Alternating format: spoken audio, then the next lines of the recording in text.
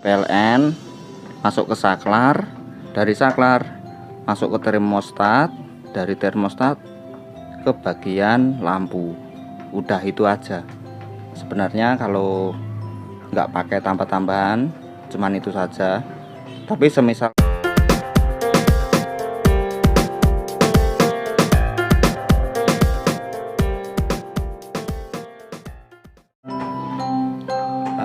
halo sobat lato-lato. Di kesempatan kali ini saya ingin menunjukkan kepada Anda cara merakit mesin penetas. Nah, bagi yang Anda sudah senior, kalau ada yang salah bisa dimaklumi dan bisa dijelaskan kesalahannya agar bisa menjadi pembelajaran untuk kita semua ya. Oke, langsung saja.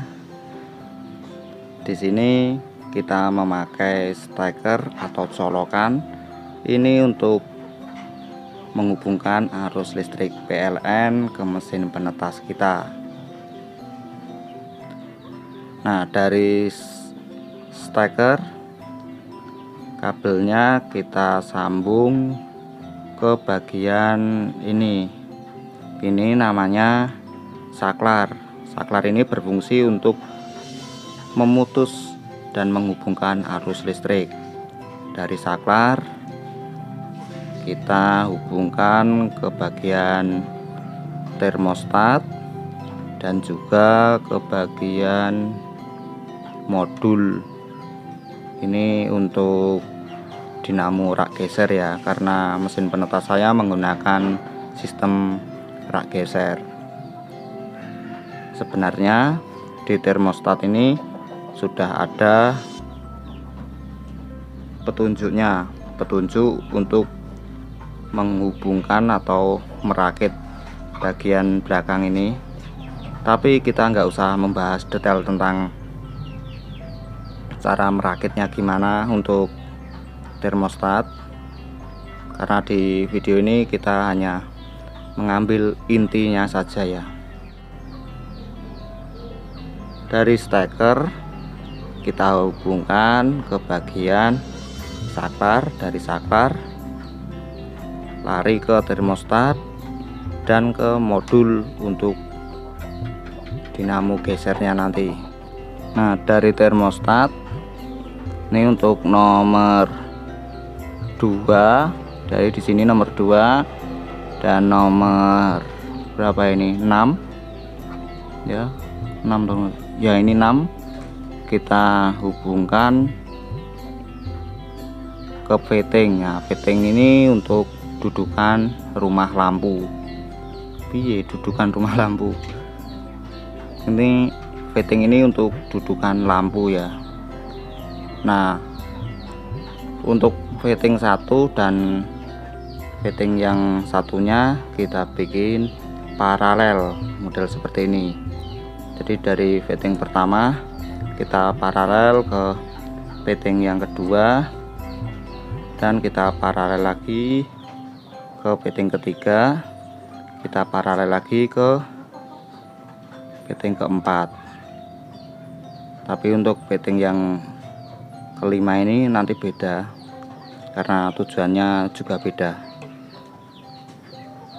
Oke, jadi udah paham ya, dari arus PLN kita masukkan ke bagian ini, kita sambung ke saklar, dari saklar ke bagian termostat, dari termostat lari ke fitting. Nah, fitting ini dudukan untuk lampu. Nah, dasarnya udah seperti ini saja. Untuk detail pemasangan atau merakit pada bagian termostat ini bisa kita bahas di lain kesempatan saja, karena kalau untuk membahas ini saja kita memerlukan durasi yang panjang. Jadi intinya dari termostat lari ke lampu. Termostat ini untuk mengukur suhu maksimal dan minimalnya untuk menghidupkan atau mematikan lampu ya. dan di termostat ini sudah terpasang sensor untuk mendeteksi suhu pada ruangan mesin penetas. Ini kabel untuk sensor ya, lari ke sini. Nah, sensornya saya taruh di bagian sini, di dalamnya sini. Ini sensor. Nah, terus di sini dari saklar, ini dari saklar tadi yang satu kita hubungkan ke termostat, yang satunya lagi pada modul. Nah, seperti ini. Nah, untuk modul langsung lari ke bagian dalam. Nah, ini larinya pada dinamo ya, dinamo untuk rak gesernya. Jadi untuk kalau ingin membuat mesin penetas dengan sistem rak geser, tinggal tambahkan modul ini dan juga dinamo untuk rak gesernya. Cara pemasangannya juga seperti ini saja. Ini dihubungkan. Nah, ini ada dua kabel, ini plus dan min, masuk ke modul, terus keluar langsung ke dinamo untuk rak gesernya.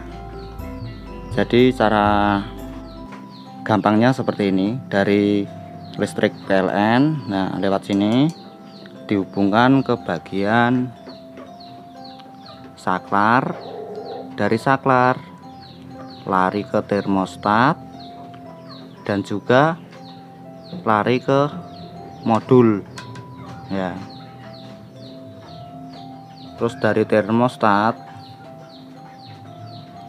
ini udah ada petunjuknya, lari ke bagian fitting dengan sistem di paralel seperti ini. Untuk pengaturan suhu kita aturnya di termostat ini. Nah, terus tambahannya ada lagi, kalau saya menggunakan dua kipas untuk di bagian mesinnya atau komponennya, dan satu kipas untuk di bagian dalam atau di bagian box telurnya ya. Nah, untuk pemasangan kipas dari sini dulu. Ini kipas ini berfungsi ketika suhu di dalam mesin penetas mengalami over. Nah, cara pemasangannya sangat mudah. Sebenarnya di sini udah ada petunjuknya. Nah, ini nomor 7 dan 8. Nih di sini. Nah, kita hubungkan ke sini. Ya. Berhubung ini kipasnya pakai DC, maka kita perlu menggunakan adaptor. Nah, sedangkan di sini adaptor yang saya pakai bekas cas HP, tapi nggak apa-apa ya, tetap bisa berfungsi.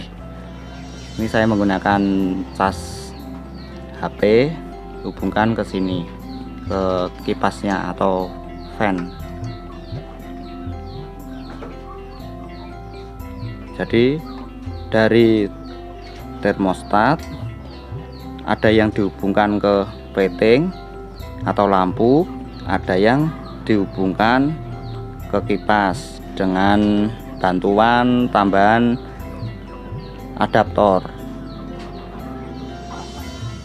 Ini untuk pendinginnya, dan settingannya ada di termostat juga. Ini untuk pendingin ketika mencapai suhu yang di dalam ruangan itu over.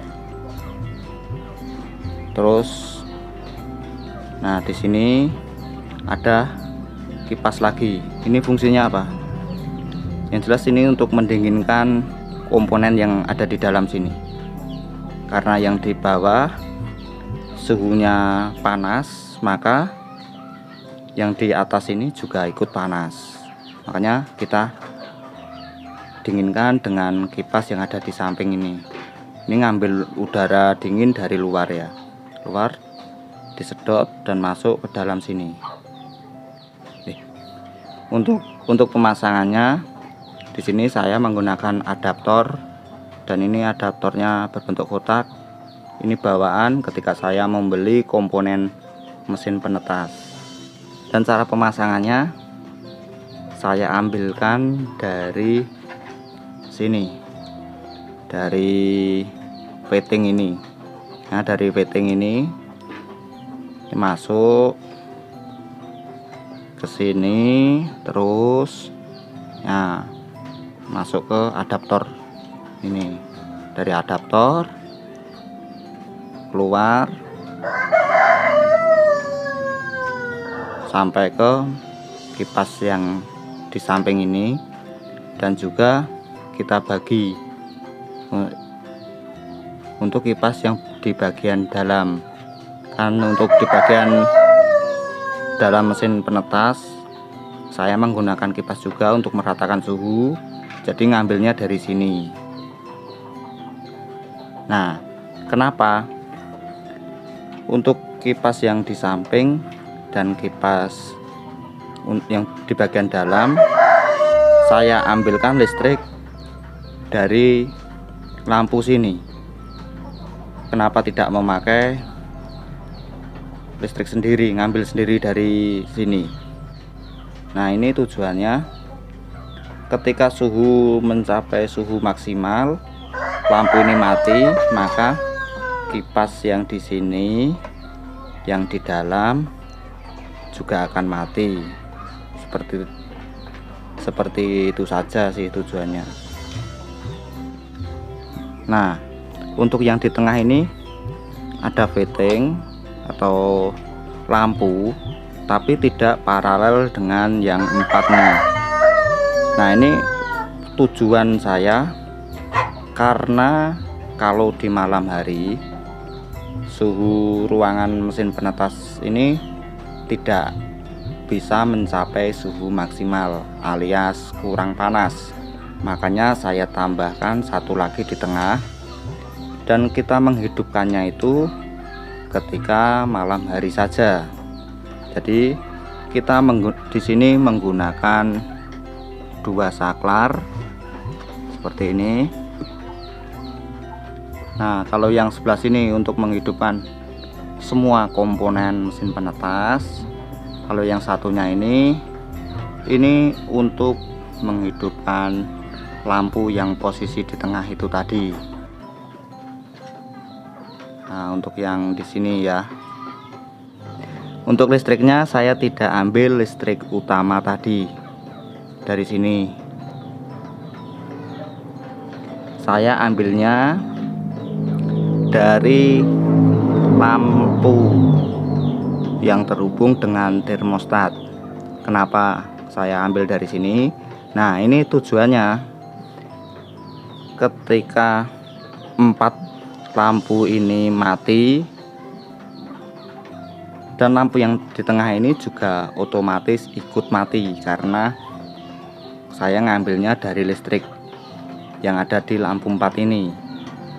Kalau saya ngambil dari listrik utama tadi, maka lampu yang keempatnya ini mati karena sudah mencapai suhu maksimal.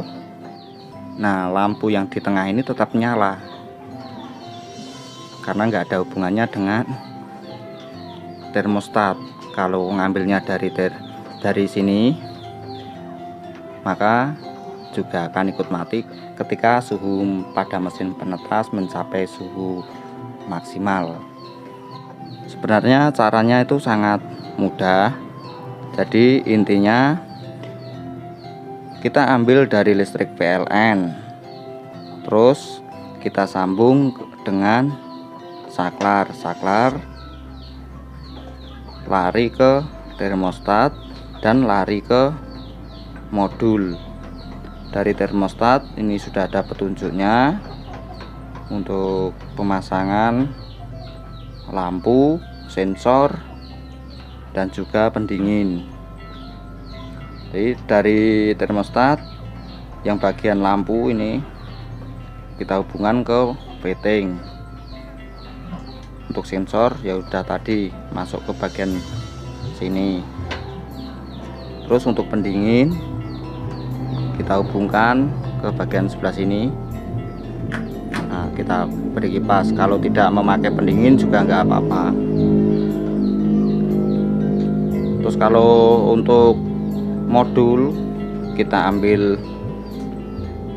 listrik dari sini, dari saklar tadi, saklar pertama, masuk ke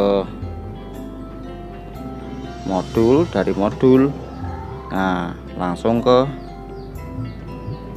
dinamo untuk rak gesernya. Dan kalau untuk kipas seperti ini, kipas itu bisa dikasih bisa tidak, tapi kalau memakai kipas kita tetap menggunakan adaptor ya. Jadi kipas DC ini jangan langsung listrik harus besar, karena ini kipas DC kita pakai adaptor. Kalau beli seperti ini mahal, kita bisa pakai cas bekas HP. Kalau tidak memakai tambah-tambahan kipas seperti ini atau lampu di tengah seperti ini, sebenarnya lebih mudah lagi, lebih simpel lagi, yaitu dari listrik PLN masuk ke saklar, dari saklar masuk ke termostat, dari termostat ke bagian lampu. Udah itu aja sebenarnya. Kalau nggak pakai tambah-tambahan, cuman itu saja. Tapi semisalkan kita membuat mesin penetas dengan rak geser, ya kita tinggal dari ini tadi, listrik PLN masuk ke bagian saklar, dari saklar dihubungkan ke termostat dan juga ke modul. Nah, dari modul keluar masuk ke dinamo untuk rak gesernya. Nah, seperti itu saja. Jadi caranya seperti itu. Bila kurang paham silahkan diulangin lagi videonya, tapi kalau masih belum paham silahkan tulis di kolom komentar. Seperti biasa, cukup sekian dan terima kasih.